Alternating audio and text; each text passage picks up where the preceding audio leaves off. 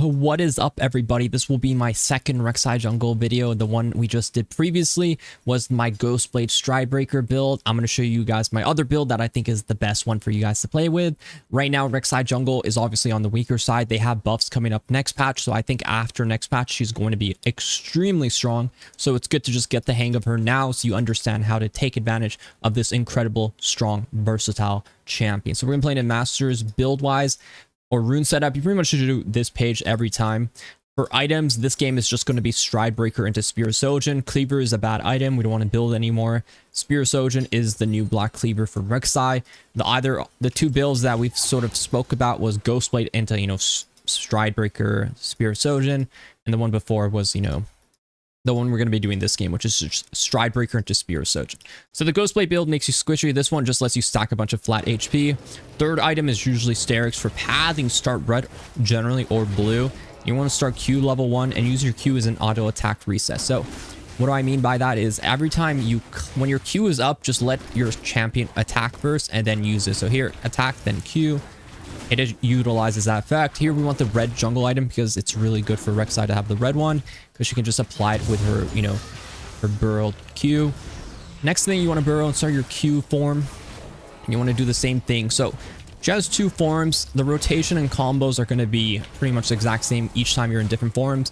So here I'm in a burrow form. I want to Q, right click to knock them up and then auto attack. And the other one is just we want to use the Q as an auto attack reset, right? Those are important things. Auto attack reset, as you get better at her, is going to be really essential for you to stack up the rage bar underneath you, which is your fury, which stacks up as you attack jungle camps and champions. And when it stacks up, what it does, it actually regens you when you go back underground. And it also empowers your E when it's red, right? So when it's red, they're dead. Your E, what it's going to do is true damage. So here I'm going to burrow. It's going to regen a bit. Early game, it doesn't actually heal that much, but later on, it starts to heal, relatively good amount.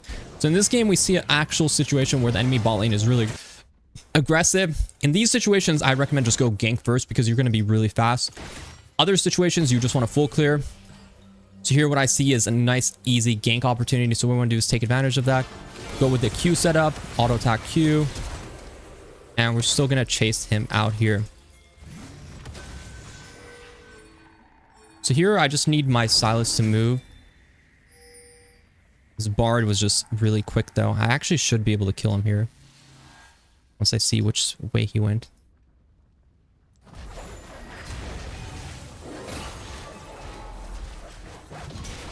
And beautifully done.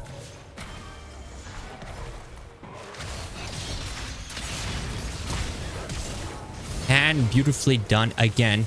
So I don't plan on having such a disgustingly good early game, but if you do plan on having that, the goal is to just reset soon and get your build. And you can see the E true damage is really nice, and a big thing is just good gank timing. Even though Volibear is level 4 there, he full clears, you get level 4. I went for that early play. I never really blew anything because I'm just kind of conservative. I have a better idea of knowing when, if I can get on a person without, having to flash, for example, it's just really, really good. So because I was able to get onto the Bard and Jhin when I went for the gank with my E, your E, every time you E over a wall, it extends it. So it's always really good to just get into the habit of, when you go for plays, you always want to kind of come from like the wall vision. And when you're setting up your tunnels in your own jungle, which is really good, you want to just set it up like this. So for tunnels, you just want to set it up pretty much. 1 second. Whatever looks good on, the radar of, trying to get to one camp to another. This, ideally, the Riven's 1 HP.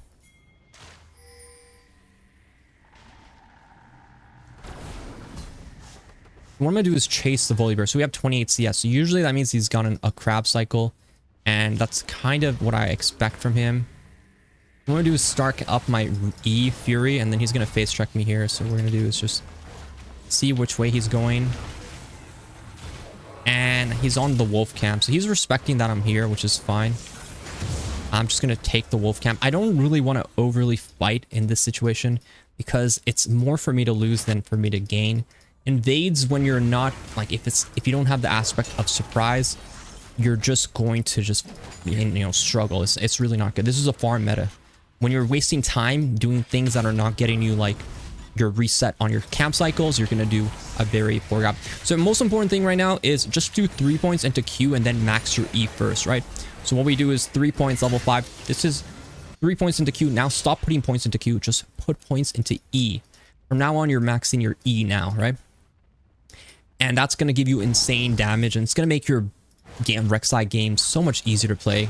Because you're probably realizing your E did no damage. And it's mostly because you didn't put many points into it. You could max E, but I honestly found more success just having 3 points into Q. I would say it's overall just feels much better. So here are the Volibear or whatever is going for those plays bot side. With the Tiamat, you're going to farm really quickly.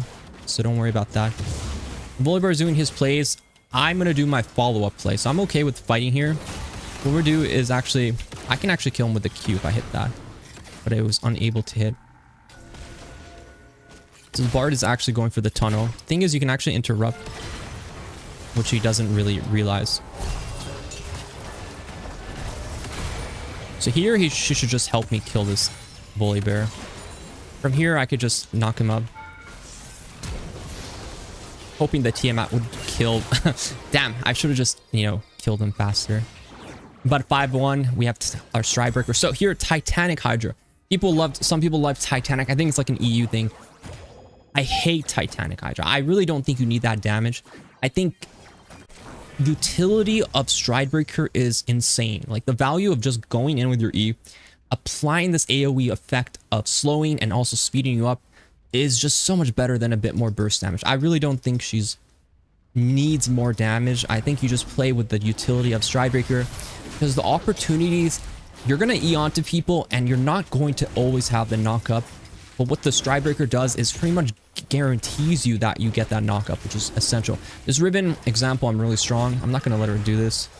She's kind of trolling here. So here you can always just E in, Stridebreaker, Q, and just easy peasy, lemon squeezy. Like that utility, that slow effect, it honestly feels like it's part of her. Like without it, your champion, in my opinion, is just garbage, right? So I think no Stridebreaker builds is just no bueno. Whether the win rate's low on it, for people's like, yeah, but the win rate's better on Titanic. I do not. Just because it has more people building it, right? So don't get baited by stuff like that. Stridebreaker is the most... If you want to play this champion, build Stridebreaker no matter what. First item or second item with the Ghostblade build. Those are the two options right now. Volibear here. See, I missed this. So I wasn't able to get that. I'm going to just probably one-shot one. I'm very strong because my buy is just extremely... I have to smite that. My buy is just superior in many ways.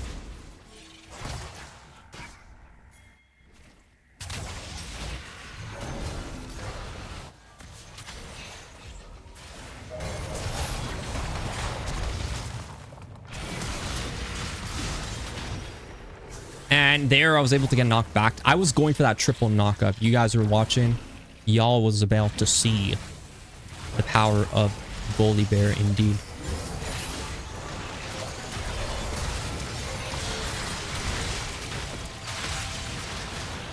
If I burrow, I can maybe live through the regen. So the regen you can see is very strong.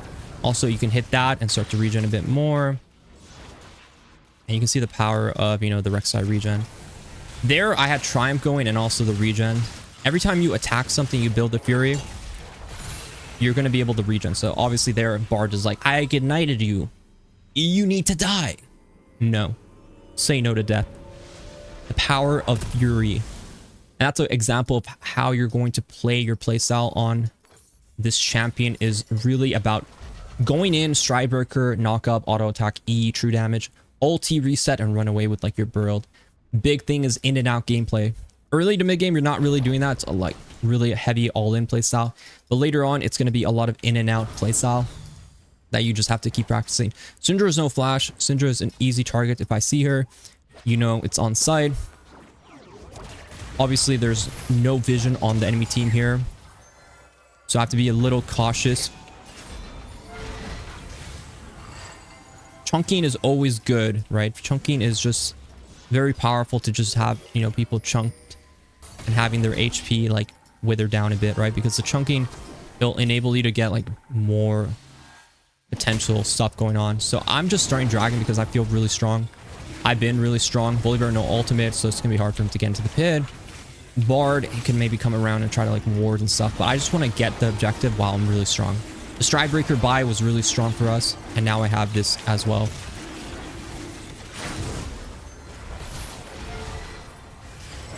Ulti here, E.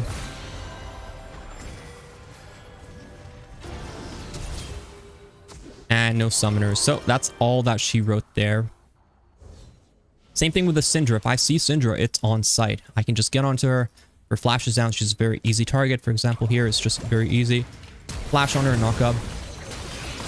And it's just a burst combo. That's the power of Stridebreaker. It enables you to get the guarantee knock up because the AoE slow is just very easy for you to apply on. Is Volibear. So we use tunnels. Whenever we have a tunnel up, you can always use it to kind of maneuver around. And once you want a Stridebreaker after that whole comboing,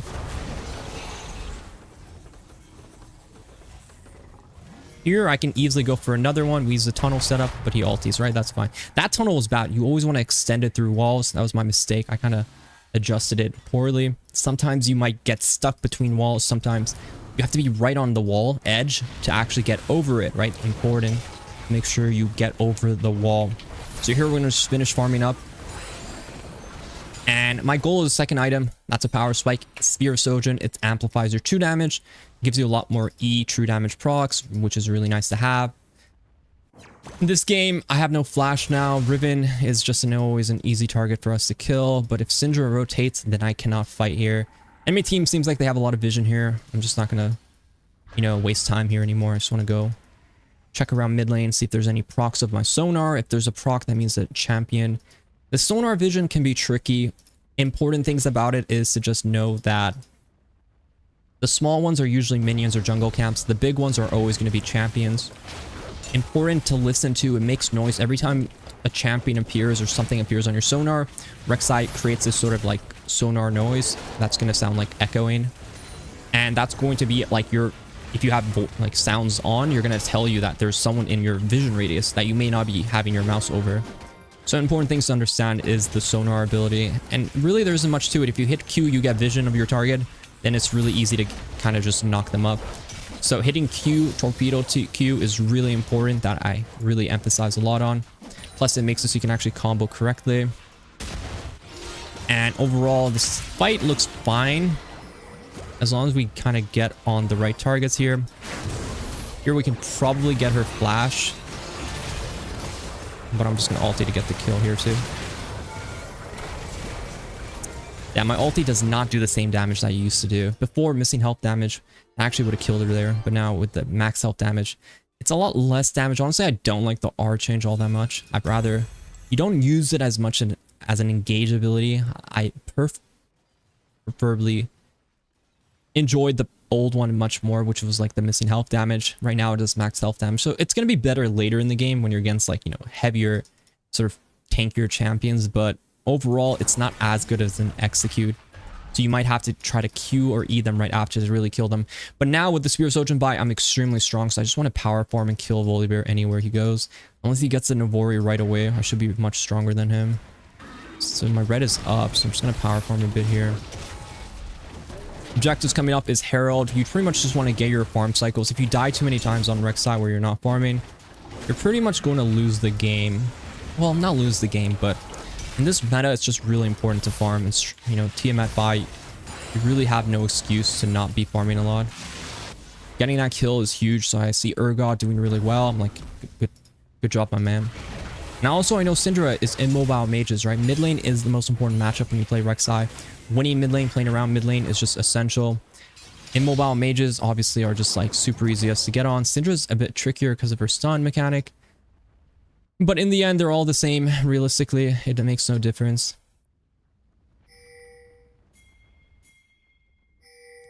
Because she has no flash, we just have to play, you know, I slow her, I go on her, and she's dead, right? Really nice to play around the immobile champions like that, right? No flash mid mages are bon appetit. A free entree, if you will. And you really do have to play around those conditions of flashless target. This is the power of the Stridebreaker. I personally, I would recommend this build to everyone who isn't really like knows Rek'sai in and out. This is the go-to build. and the build you should be building, in my opinion. So enemy team could rotate here, so I just have to be a little cautious. Looks like Volibear is low though. I don't know if I'll be able to get it.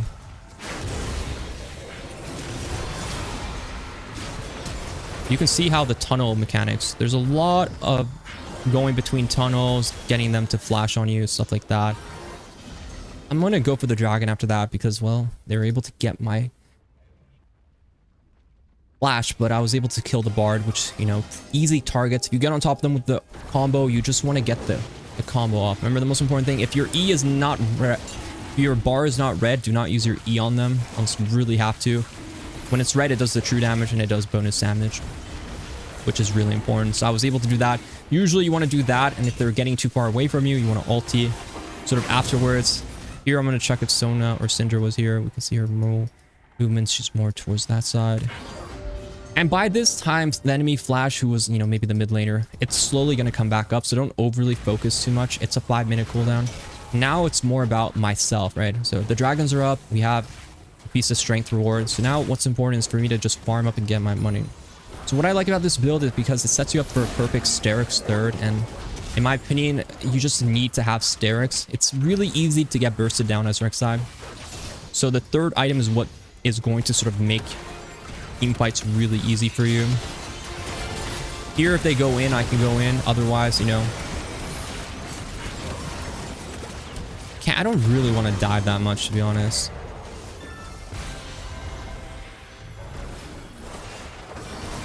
Or I really have much desire to really go in that much too.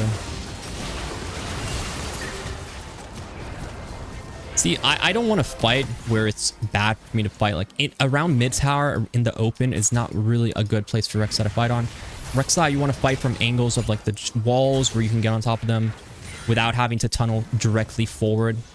Like a tunnel, like from here to where like Sona and Syndra MFR, inherently is a bad tunnel because it's just not good because of enemy champions can react. They literally see you. You're just going straight forward on top of them. So it's easy for them to play around, easy for them to dodge, stuff like that. Enemy team is really CC heavy, so we want Merc Dress. I don't really care about boot upgrades right now, though it could be okay to buy upgrades. I really do emphasize on the third item. The Sterak is going to be really important for us to get. So it's okay to go boot upgrades. Enemy team doesn't look like they do that much magic damage, so I'm not actually going to go for it. I saw Bard moving around here, so I want to scan the horizon and see exactly like what's going on. Enemy team has vision. I'm actually very strong here, so I'm not too scared of them. Even if he ulties, I can still ulti to kill him. But I don't want to die for it.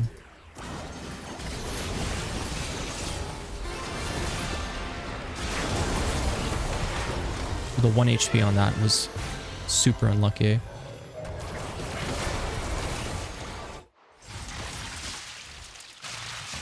But you can see I'm able to, like, they have a lot of sustain and shields and stuff like that. I need to just play it a much slower game until I get that Sterak buy, right? And it's just a very strong buy. The Ignite, obviously, really annoying. And it's important not to fall behind in your farm. The farm is just really important not to fall too far behind on that, because even though Rek'Sai is really good at ganking, she's really good at, like, you know, all these fights and stuff like that. She's more of a farm jungler than what you think. So farming is just really important.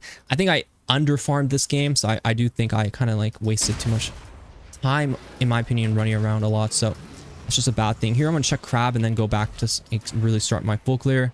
Crab is up, so what I want to do is just kill it and then back up here.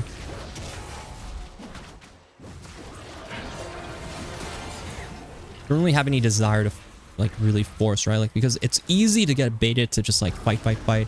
Now this is when Otacon is up, so I really want Otacon. I think Otacon is just really broken. And if I don't farm this right now, I'm going to give the enemy team a lot of window to play around Otacon. So I don't want that. So what are essential for us is just farm the side of the jungle that Otacon is not on, so I can actually get ready for the objective right after the Raptors. I should be in a good spot to kind of like contest them.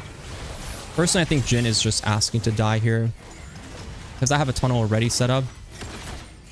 Should be really easy for us to kind of just set this up right here. And I can just ulti kind of kill him here. I have the Stridebreaker. Stridebreaker, very nicely done.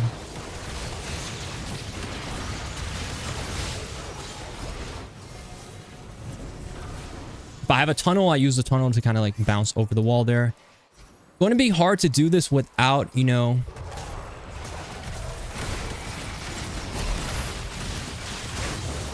without Volibear being dead. So we're gonna have to do that.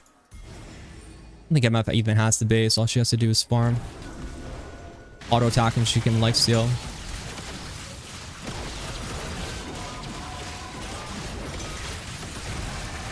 MF, because she has BT, she just lifesteal. Really important objective for us to get.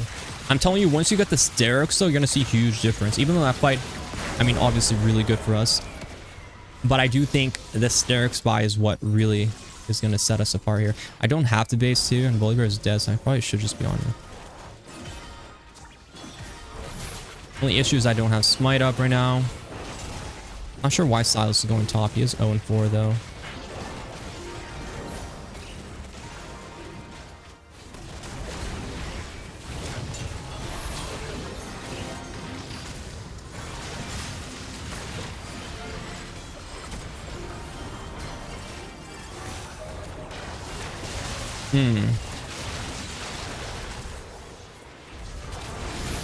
I want to go Syndra here first, and if she flashes, then I can go on the next target.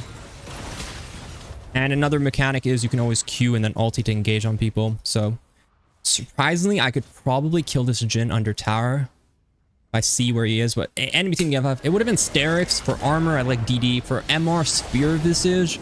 But sometimes you can just build another item. So I hope you guys liked the video. Be sure to like, subscribe if you haven't already. Rek'sai jungle going to be very broken next patch. So I recommend you guys practice her and get better at her. Be sure to like the video if you haven't already. I'll see you guys in the next one, and goodbye.